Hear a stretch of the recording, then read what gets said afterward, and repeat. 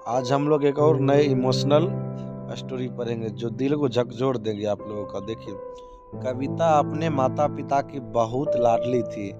3 बड़े भाइयों की बहन थी। कोई भी चीज मांगने पर उसी वक्त सामने हाजिर हो जाती। पूरे घर में रौब था उसका। पूरे परिवार और नौकरों पर राजकुमारी की तरह हुक्म चलाती। स्कूल में भी पूरा रौब था उसका। बड़े घर की लाडली जो थी वह ऐसे ही उसने कॉलेज में दाखिल लिया। उसके ठाट बाट बड़ी गाड़ी में आना जाना, हर दिन नया फैशन देखकर हर कोई उससे दोस्ती करना चाहता था।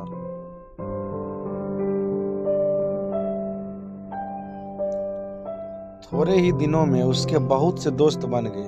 पूरे कॉलेज में उसकी अपनी ही एक पहचान थी। इन दिनों उसके घर एक रिश्ता आया। खानदानी लोग थे और पापा की पुरानी जान पहचान थी। उनके साथ कविता के साथ कोई जबरदस्ती नहीं थी, पर कविता ने फिर भी हाँ कर दी क्योंकि वह अपने परिवार से बहुत प्यार करती थी।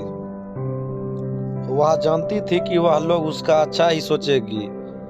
लड़के का नाम राज था। राज काफी पढ़ा लिखा और समझदार लड़का था। ससुराल वाले भी बहुत अच्छे थे। ससुराल में कविता की जगह वैसे ही थी जैसे कि मायके में। कोई भी कार्य कविता की सलाह के बिना नहीं होता था। सबकी लाडली बहू बन गई थी वह। फिर उसके घर एक बेटे का जन्म हुआ।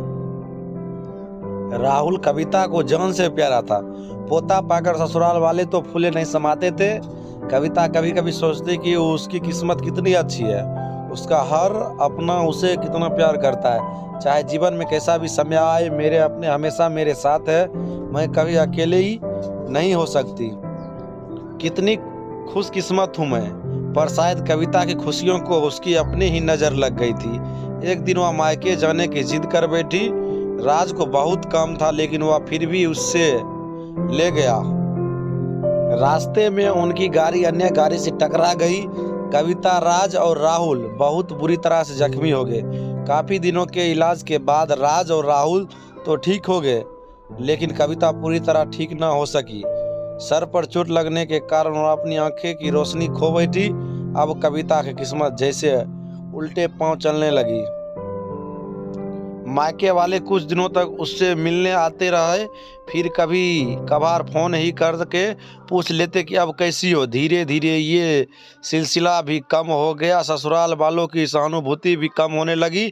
घर में किसी को पास बैठने के लिए कहती तो जवाब मिलता, बहुत काम है, अब तुम भी हाथ नहीं बटा सकती।